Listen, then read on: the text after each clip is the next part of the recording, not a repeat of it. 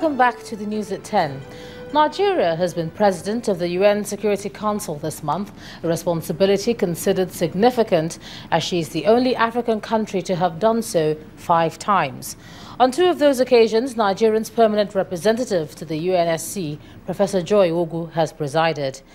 Well, in its 3rd week, the focus has been on the Middle East crisis, especially in Syria and Yemen, and most recently, the South Sudan peace deal, for which they have threatened sanctions if the government does not sign. Joining me now on the news at 10 to talk about Nigeria's current role at the UN is Nigeria's permanent representative to the UN, Professor Joy Ogu. Professor, you're welcome to the news at 10. Thanks for joining us. Thank you very much. Good morning. Well, it's been about 3 weeks since you've been at the helm of affairs at the present UN Security Council meeting. What's your experience been? Well, it's been an intense 3 weeks of activities because of a world increasingly in turmoil. You know that the Security Council is charged with the responsibility of ensuring international peace and security. And the 15 member states have the responsibility not only in their national capacity, but especially in their capacity as members of the Security Council. Indeed, well, Nigeria's tenure, or our tenure as president of the UNSC, is gradually drawing to a close, I think September. What's been your most challenging issue in this particular time? Well, every issue has been challenging, especially Guinea-Bissau. We did not expect what happened in Guinea-Bissau. Guinea-Bissau is in our sub-region, and we are the pen holders in the Council, in fact, the only African country to act as pen holder. So we were really disappointed that there was a constitutional crisis, and that is being addressed by the Security Council.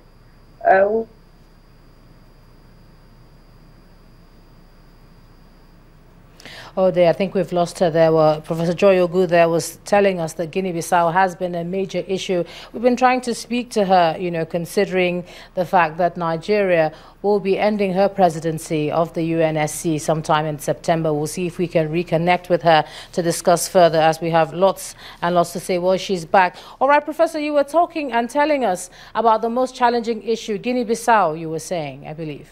Yes, Guinea-Bissau has been the most challenging because following the elections, we thought we were done with Guinea-Bissau and that peace is restored, but we are disappointed that there was a constitutional crisis.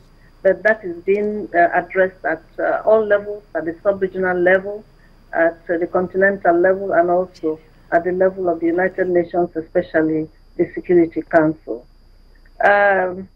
Beyond challenges, we really had the opportunity to accentuate what is positive about our country, especially following the debate on Ebola and the threat to international peace and security, and also the issue of security sector reform, which is not only relevant in countries emerging from conflict, but also relevant in peacetime.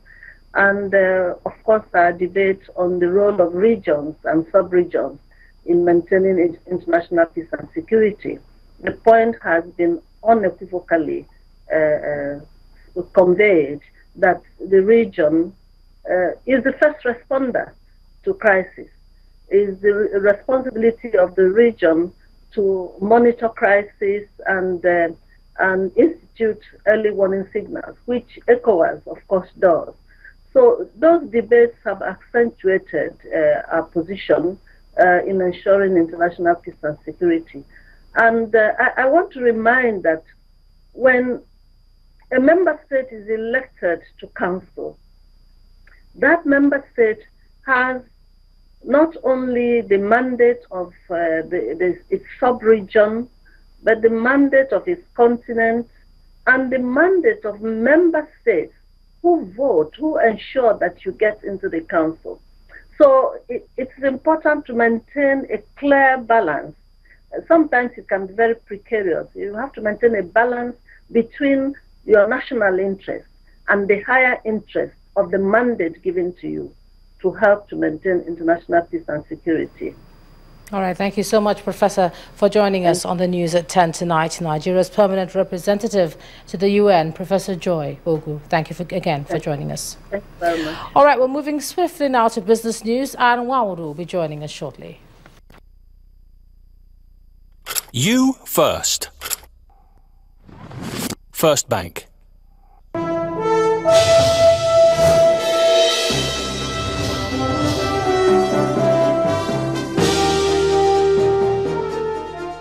Hello and welcome to Business News. The Nigerian Stock Exchange has launched a new board for the rating of companies recognized for their record in corporate governance standards and financial transparency. Now christened as the Premium Board, 3 companies, including FBN Holdings, Zenith Bank and Dangote Cement, were listed in the new segment on the trading floor in Lagos. The chief executive of the exchange, Mr. Oscar Onyema, explains that the Premium League membership confers the responsibility of the exchange's ambassador on the companies. We've gone through a very rigorous process to design the Premium Board and to put companies that have applied to be on that board through the processes from our corporate governance rating system to meeting the minimum capitalization of 200 billion naira, to having met the liquidity standards of 40 billion naira minimum, or 20% of their market capitalization. When you look at premium boards around the globe, their index typically outperforms their market index by double digits.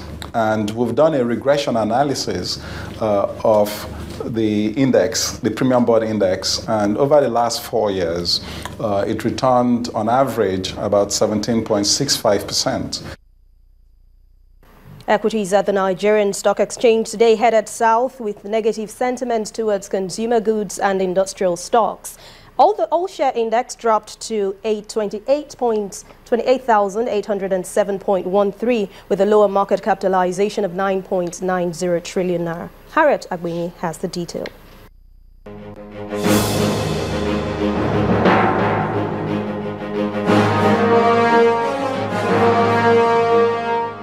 Hello and welcome to the Stock Market Report. The Nigerian equities market plunged further today as negative sentiments persist amongst consumer goods and industrial stocks. Nigerian breweries Guinness Nigeria and Julius Berger were the top 3 losers for the session, closing at 112 naira 12 kobo, 113 naira and 14 naira 15 kobo respectively. On the other hand, Stanbic IBTC Holdings was a top price gainer, ending the session at 18 naira 20 kobo. It's trailed by Fitson Healthcare and Fidelity Bank. Result Savings and Loans was the most actively traded with 164.84 million units. Investor sentiments were strong also on UBA and Transcorp. The all-share index dropped below 29,000 level to 28,807.13 with a lower market capitalization of 9.90 trillion naira. In 4,088 deals, investors exchanged 604.02 million shares valued at 2.92 billion naira. And those are the day's trading figures. I'm Harriet Agbini.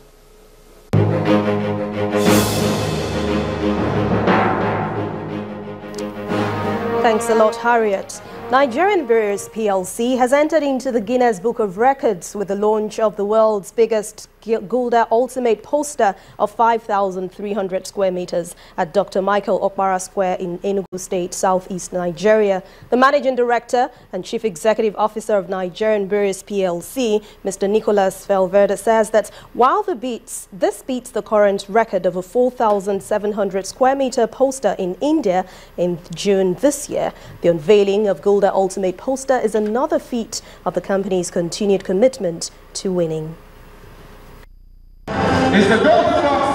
The Gulder bottle stands tall at the Michael Okpara Memorial Square in Enugu, the coal city state, southeast Nigeria. It is a national consumer promotion of the Gulder brand, and management and staff of Nigeria Breweries PLC are hosting guests from across the 36 states. Government officials and ambassadors of Gulda are present to witness the unveiling of the world's largest advertisement poster, which has earned Gulda the pride of place in the Guinness Book of World Records. An achievement, the managing director says, speaks volumes. We are pleased to expand the frontiers with the biggest consumer promotion in the history of Gulda, with over 4 million prizes to be won. Gulda breaks the record for the world's largest poster with an area of more than 5,300 square meters. Enugu State's Commissioner for Commerce and Industry applauded the company's success, adding that the state remains the best and safest investment destination. They've supported the economic growth, they've supported the employment in Enugu State. It's something to be proud of. Of course, the workers are here too, contributing meaningfully to the development of the state. And then it's time for the unveiling of the 5,300 square meter world biggest poster. To the glory of God. Thank you. The signing of the poster commenced the sealing of the historic feat. A national consumer promotion by unveiling the largest poster in the world. So Gulda is also now breaking world records. A second part of the event featured a special recognition of the media in the 2015 maiden edition of the Gulda Golden Chase.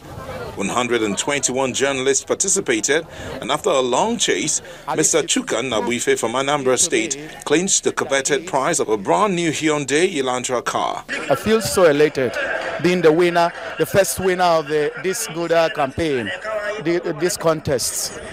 At least they proved it to me that this is genuine. The unveiling of the world's biggest poster for Nigerian Breweries PLC is indeed a landmark event never to be forgotten. The Nigerian Stock Exchange has admitted a total of 35.85 billion ordinary shares of FBN Holdings to the just-launched Premium Board of the Bulls. Now, pioneering the listing of companies on the board alongside two other firms, FBN Holdings becomes one of the three notable companies expected to earn global visibility in the capital market. Channel's business correspondent Temple Ashaju reports.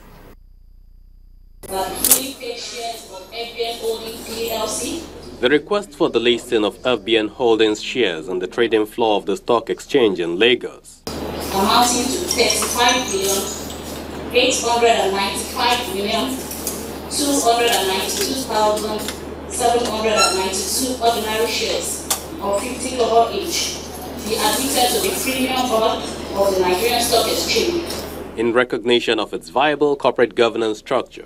FBN Holdings, a trailblazer in the financial services sector, is qualified alongside Zenith Bank and Dangote Cement to pioneer listing on the Premium Board. The Premium Board is a board for the large corporates that hold themselves out as having the highest standards of corporate governance. They will get the highest global visibility, and they will have the additional responsibility of being the ambassadors of the stock exchange.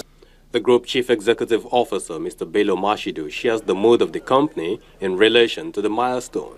So for us, it is definitely a very significant event for our shareholders, and it is something that we are all as a group extremely proud of. He also talks about the benefits of the Premium Board for FBN Holdings and the markets. Having been able to qualify to be on the Premium Board, we are going to experience enhanced visibility on the international scene, and with enhanced visibility means enhanced trading, if you will, on our stock, and that we expect will drive up valuation for our stock. But beyond that, we think that it's a good thing for the Nigerian capital market, because when you have companies such as FBN Holdings on the Premium Board, we believe that overall market capitalization of the Nigerian Stock Exchange will become very, very positively impacted.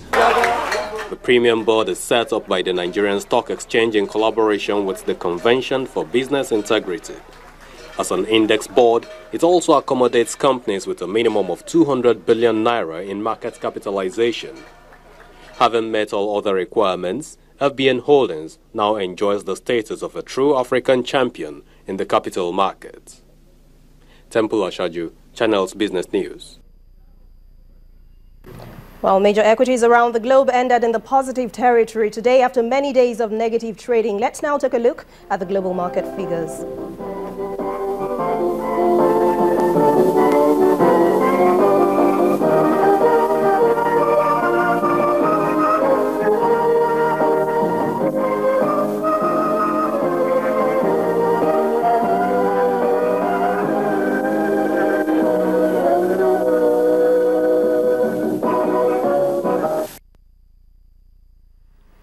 That's it on Business News. I'm Anne Nwawado. Ijama will be back with the rest of the news at 10.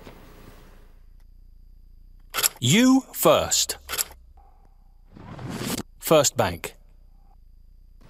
Still ahead on the news at 10, Nigeria faced tournament giant killers Mozambique in the knockout phase of the ongoing Afro Basket Championship in Tunisia. That's on sports. Stay with us.